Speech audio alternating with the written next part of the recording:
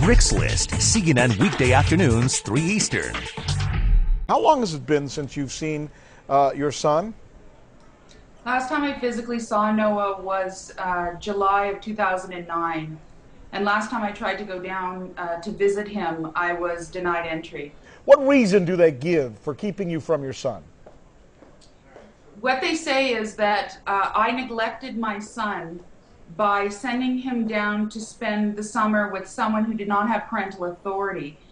This is my husband, not my ex-husband.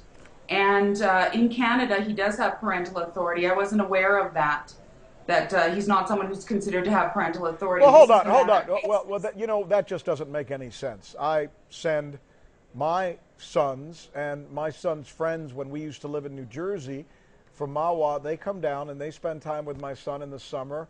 I mean, families do this all the time. You know, responsible adults can take care of other people's children. Why is that? Where's the crime there? I think there was no crime. I haven't been charged with the crime. My son didn't commit a crime. There really isn't a good reason for it, and it's perplexed us to this day. My son has special needs, and in Canada anyways, the same agencies that handle special needs resources for children also handle child protection. So you really only have one file. And so I think what happened was DHS had called up to Canada and said, does this child have a social service file? Well, my son's had a social service file since he was a toddler because of those special needs.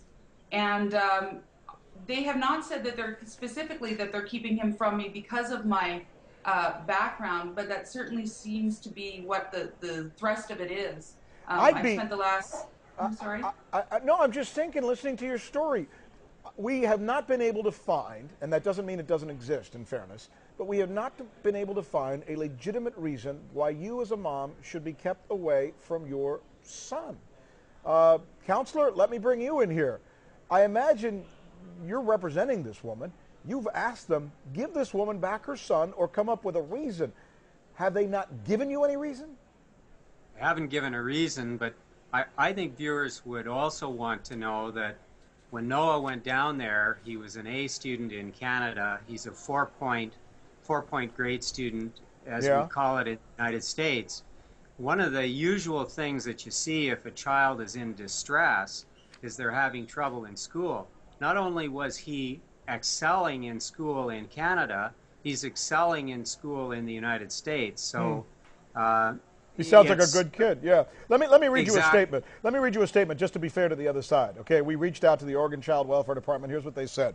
They say, our goal in all child welfare cases is to safely return children to their families, and the Oregon Department of Human Services and Canadian governments are continuing to work together to provide appropriate assistance to the Kirkman family in order to achieve that goal. It sounds like they're not saying anything, but we thought we'd play that for you anyway.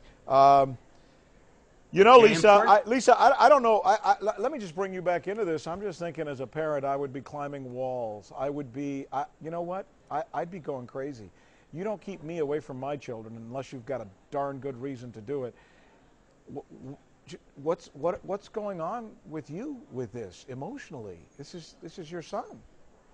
Well, it's absolutely torturous to me and to the rest of my family as well, and to my 7-year-old daughter who's been missing her brother. This is very difficult for adults to understand, let alone a 7-year-old.